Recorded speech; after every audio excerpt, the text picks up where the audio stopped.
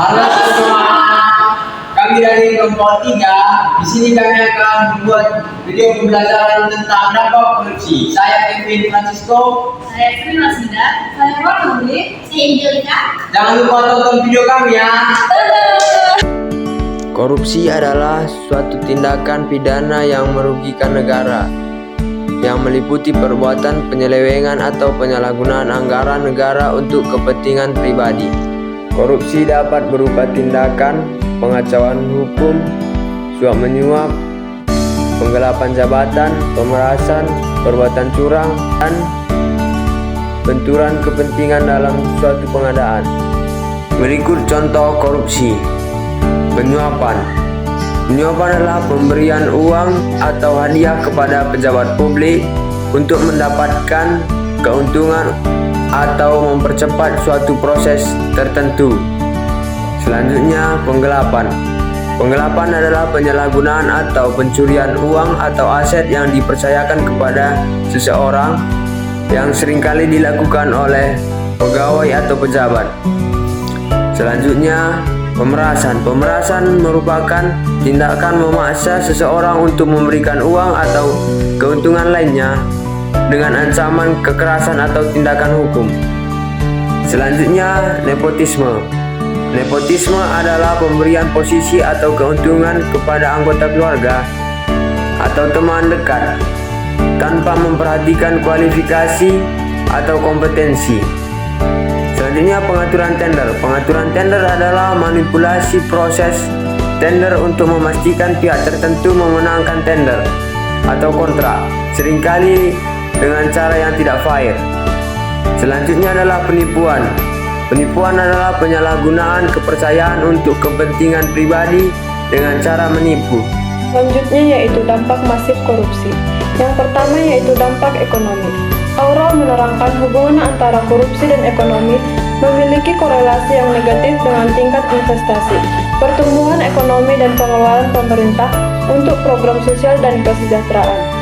Lesunya pertumbuhan ekonomi dan investasi, penurunan produktivitas, rendahnya kualitas barang dan jasa bagi publik, menurunnya pendapatan negara dari sektor. Yang kedua yaitu dampak kerusakan lingkungan, menurunnya kualitas lingkungan, menurunnya kualitas hidup. Yang ketiga, dampak sosial dan kemiskinan. Mahalnya harga jasa dan pelayanan publik, pengentasan kemiskinan berjalan lambat, terbatasnya akses bagi masyarakat miskin, meningkatnya angka kriminalitas, solidaritas sosial semakin langka dan demoralisasi. Yang keempat, dampak birokrasi pemerintahan. Matinya etika sosial politik, tidak efektifnya peraturan perundang-undangan, birokrasi tidak efisien. 5. Dampak politik dan demokrasi. Yang pertama itu, munculnya kepemimpinan yang korupsi. Yang kedua, hilangnya kepercayaan publik pada demokrasi. Yang ketiga, meningkatnya plutokrasi atau pemilik modal. Yang keempat, hancurnya kedaulatan rakyat. Yang keenam, dampak terhadap penegakan hukum. Yang pertama itu, fungsi pemerintahan mandul. Yang kedua itu, hilangnya kepercayaan rakyat terhadap lembaga-lembaga negara. Lanjut nomor 7, dampak terhadap Hankam. Yang pertama itu, kewaran Hankamnas. Yang kedua, lemahnya garis batas negara. Yang ketiga, menguatnya sisi kekerasan dalam masyarakat.